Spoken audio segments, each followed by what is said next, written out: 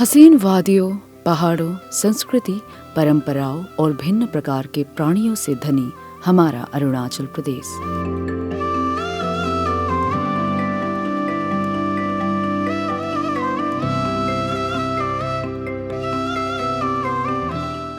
दूसरे राज्य या शहर के लोग हमेशा हमारे राज्य की तारीफ करते नहीं थकते हैं, क्योंकि है ही हमारा अरुणाचल तारीफ करने लायक। खासकर हमारी संस्कृति जो कि दूसरे राज्य से बहुत अलग है, और यही अलगपन हमारी पहचान है, हमें एक विशिष्टता देता है, हमें अरुणाचली बनाता है, जिसकी हमें कदर करनी चाहिए। इस वीडियो में आज हम आप सभी को एक ऐसे प्राणी से रूबरू करवाएंगे जिसके बिना हम अरुणाचली वासियों की जिंदगी बोला जा सके तो अधूरी है। इस प्राणी के बिना संस्कृति या परंपरा पूरी नहीं हो पाती। जैसे कि शादियाँ, जहाँ पे दो परिवारों और दो लोगों का संबंध हो रहा होता है, वहीं कई सारे मिथुनों का बलि चढ़ाया जाता है। क्या आपको नहीं लगता है कि इस बेकसूर जानवर का शोषण हो रहा है, जिसे हमारे हर रीति रिवाज के लिए इस्तेमाल किया जाता है, लेकिन अब इस प्राणी का कुछ और प्रयोग भी किया जा रहा है, जिसकी शायद हमारे पुरखों ने कल्पना भी नहीं की थी। आज हमारे शहरों के बाजारों में रोज लगभग 10 से 15 मिथुन काटे जाते हैं बिक्री के लिए।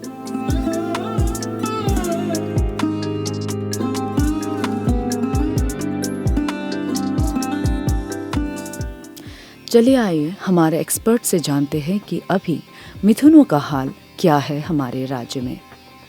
मिथुन बिना सेक्रीफाइस से कुछ केस भी सेटल नहीं होता है नियम से, तो उसी में यूज करना चाहिए।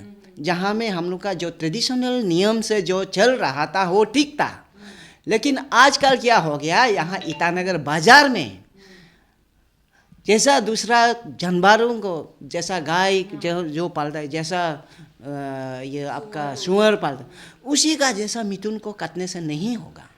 मिथुन को मार्केट को बंद कर देना है, ट्रेडिशनल वे में जैसा पहले से चलता है उसी को यूज करने देना है। ये मेरा ये जो एडवाइस है। एक दिन में यहाँ पे मार्केट में कितना मिथुन काटता होगा एक दिन में? में ना उम्र के में 4 मिथुन काटे हैं। आप लोग कहाँ से लाते हैं मिथुन? जो ये करा दादी को में जा जाता जगह फोन तक करके लाता है। एजेंट होता है आप लोग, है ना? एजेंट होता है, एजेंट में रहता है, एजेंट लोग का लाता है, हम लोग नहीं जाता है।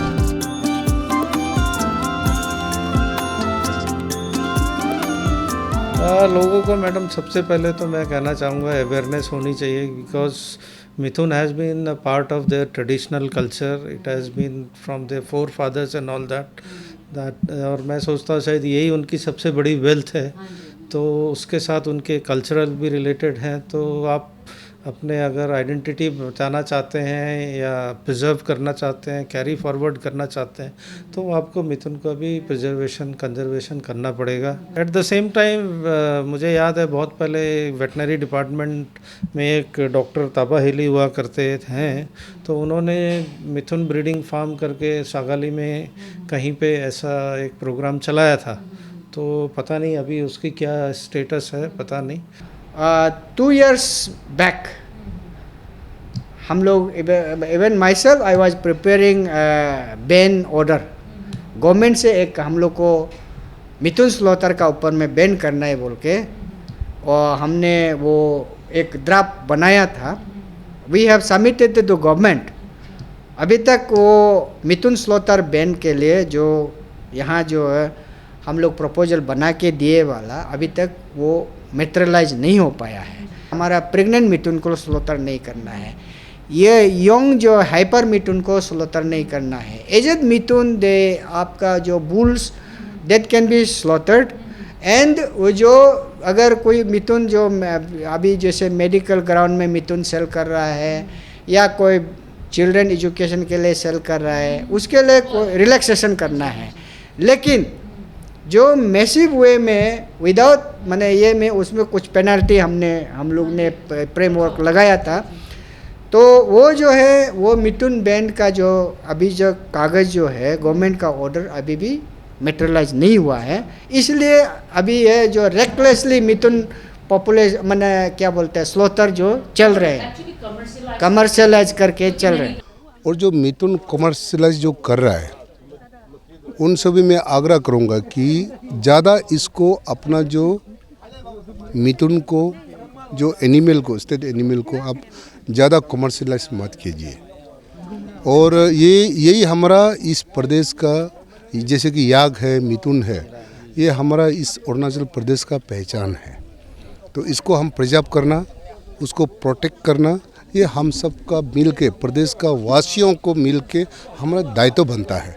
इसको ज़्यादा कमर्शियलाइज नहीं करने से अच्छा है। हम लोग गवर्नमेंट में कैबिनेट में इसका चर्चा अभी तो हुआ नहीं है, तो उसके लिए भी हम लोग सोचा जाएंगे कि किस प्रकार का कैसे करने से होगा। उसके लिए हम लोग आपने अभी सवाल किया, उसको देखते हैं कि मेरा वही रहेगा कि वो मिथुन को भी बचाना हम सबका दायित्व बनता है। मिथुन याक जो भी है अपना प्रदेश में जो एनिमल है जो बाहर में नहीं है, मैंने पहले स्पीच में कहा कि जो स्पीसीज है वो 584 समथिंग हमारा बर्ड्स है, इसी प्रकार का हमारा फ्लोरा एंड फौना 500 समथिंग है।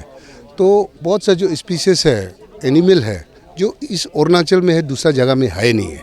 तो इसको हम सब मिलके बचाना और चिंतित करना वो हम सब का दायित्व बनता है, सब सरकार अकेला का नहीं। हमारा कम्युनिटी, हमारा एनजीओ, हमारा ग्रास रूट लेवल में जो गांव पीआर लीडर का भी दायित्व बनता है और आपका भी बनता है, मीडिया का भी। हमारा यह वीडियो बनाने का मकसद सिर्फ यही है कि सरकार इस जानवर को संरक्षित करने के लिए कदम उठाए और इस मुद्दे को गंभीरता से ले।